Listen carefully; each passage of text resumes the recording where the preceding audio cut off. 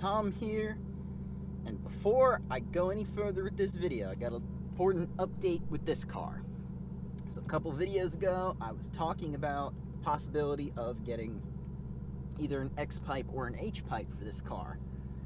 So don't get used to that cold start, because I went ahead and ordered one today. All I'm going to say right now is it is a resonator delete. I'm not going to confirm which one I got. A couple people might already know. If you know, shh, don't tell anyone. Don't spoil it. But I got an appointment next Thursday to get that put on my car. I called up a dealer, asked him how much it would be. I actually asked the dealer first that I bought this car from. They, of course, won't touch it, so went to another dealer that actually specializes in performance. So it turns out they only want $100 to have that installed on this car. So hopefully that'll come reasonably quickly and we can get that put on. So I will be updating you then. Until then, leave your guesses. Did I go with X-pipe or H-pipe? Just want to hear y'all's guesses. On to the topic of today's video. Ford has released some important details on the 2019 GT350. So, as most people know, the Mustang EcoBoost and GT got significant updates for 2018. And of course, there were a lot of changes, including a new Coyote motor, the Gen 3, all these new features that have come out. And of course, the Shelby stayed the same, which people were confused about. And of course, when the GT500 was announced, there were a lot of rumors that the GT350 would go away. It might only stay the same. Because then Ford, especially to me, and I personally will say I thought, is when they came out with the GT Performance Pack Level 2, I thought that was going to replace the Shelby. Then Ford announced that the GT350 is staying. So there will be the GT350 alongside the GT500 for the first time since the 1960s, which is actually very significant. So the motor and transmission are going to stay exactly the same. Still going to retain the flat plane crank V8 as is, 526 horsepower. So that's significant because that's an amazing motor. And basically, there's no reason to fix what ain't broke. So I'm actually kind of glad, to me, that motor's staying. And of course, the TR6060, that's an amazing transmission. I honestly can say, dear Ford, MT82 is good, but the TR6060 is a lot better. Please consider putting the TR6060 in every Mustang. Be very appreciated. So then it's going to be getting the better grip thanks to new wheels and tires, according to this article. Now it's going to switch to the Michelin Pilot Sport Cup 2s, which is effectively what's on the R, but it's going to get unique compound and tread, it said. Basically, Ford probably went to them and said, we want the best tires possible. What do we have to do for that? And of course, Michelin says, say no more, fam. It's what they did with the Corvette Z06 back in the day, the C7 Z06. That's what Dodge did with Nitto. So it's kind of becoming a new recurring thing. When you want to build the best possible car, you go to the tire company and say, can we get tires specifically for this car? So that makes a lot of sense. You probably really grippy. Basically, the Cup 2s are almost like slicks. And of course, the Cup 2s, that's what's on the Performance Pack Level 2 GT Mustang. So that makes sense. Add that grip. You get they're saying how it's going to improve the lateral grip, so it's going to make this car even more track focused. And then we come down, it's going to be getting a new grille. Slightly revised grille with a smaller opening. That way to reduce drag. Basically, it's only going to take in as much air that it needs to cool off. Not sure how that one's going to work yet. I'm going to wait. Let's hold off on making judgment on that, because hopefully it doesn't have a cooling issue. We hope. That would make Ford look bad. And then, of course, it's on the rear, it's going to be getting a new gurney flap style wing, which, so basically, not quite like a wicker bill, but it's going to come up a little bit. Actually, when I first saw that wing, I thought, man, that looks identical to what's on my car, which is the GT Performance Pack wing.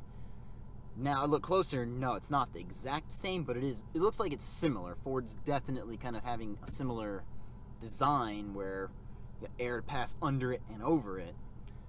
Not sure how any of that works, honestly, in a wind tunnel without getting into that. I haven't released any other real details, but sounds like it's going to improve downforce.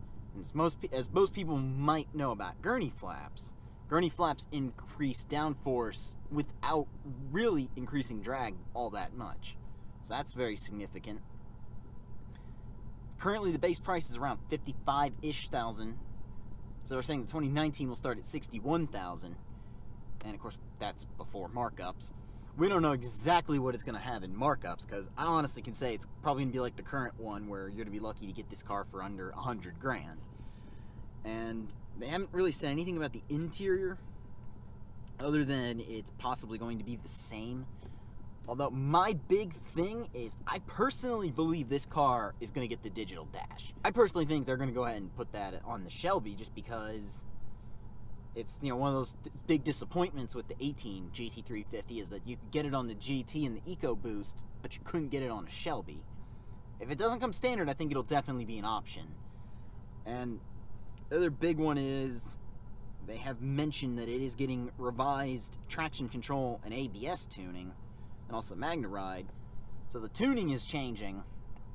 MagneRide came out first for Ford on the original GT350, the 2015 GT350, and of course now it's made its way to the GT Performance Pack. So now I see that as they probably were looking at data logs. They got the tuning that much better, that much more refined, so that way it can compete with, the Mustang GT, because, yeah, that's kind of a sad day when the Mustang GT is now faster than the Shelby. But also you got the Corvette. Everyone knows the big competitor for Ford is, you got the Corvette. Shelby has always been a competitor for the Corvette, and I see this going straight for the Corvette Grand Sport, especially the fact that you can get a Z07 Grand Sport. They said it's still going to retain the Brembo brakes, but is, of course, with ABS, it's getting unique brake booster tuning. That's a good thing. Brembos are important. Of course, that means that might be a different bit of a pedal travel, more track optimized. So most people know the Shelby is the track-focused car currently out of the Mustang line. It's got a high-revving V8 engine, which, when you face it, that's what people want. There is a market for the GT500, and that, to me, is why this car is so significant. Because, yes, there are people who want 700 horsepower. They want the most power possible in a straight line. Well, the problem is there's plenty of people who still want to go around corners, and there's a lot of people that still understand that you can't use a stupidly high amount of power like that. Where are you going to be able to use 700 plus horsepower on the street? So there's still a market. There's still a market for a high revving NA V8, in my opinion. Because look at the Boss 302. That was a pretty significant variant of the Mustang. Which basically, it revved higher with that the Roadrunner V8 as opposed to the Coyote V8. Revved higher, had more horsepower. They basically used that set of internals for the 15 to 17 Coyote because of how popular it was. And they turn around on the 18 Gen 3 Coyote. It too redlines to 7,500, and they went to forged internals. So clearly there's a market for that. So the flat plane crank V8, that was something people were saying, well, it's going to be a shame if Ford gets rid of it. So kudos to Ford for not getting rid of it, because they know their market. And of course, the big problem though I see is the car's been out since 2015. Because of that, you've now got used models, price point wise, compete with a brand new GT. So then you got to look at it as you got all this money for a new car, and especially possible dealer markups to continue. You could have that, or you can have the used version of the same car. Yes, it is going to be different. It's going to be improved. So I think there's several people who might be looking at used Shelbys now, and then they'll say, well, I'll just wait for the 19 to come out. It'll be better. At the same time, there's people who, honestly, if it came down to me, I'd probably say, no, I'll still just go ahead and get a used so-called first-gen S550 GT350. But I think that's the big problem, and it sounds like the GT350R is going away. Now that, of course, was the ultimate track-focused version of the GT350, and it was the top-tier Mustang. Makes sense to me that that's going to go away, because that means it won't be directly competing with the possible base model GT500, because I think if you had the R and then the base GT500, you know, those two could potentially be in competition price point wise. Ford doesn't want you to look at that. They want you to be able to say, hey, wait, no, GT500 is clearly better. Let me get the better of the two. So, and like I said, I really hope dealer markups don't continue, but we all know that's going to happen.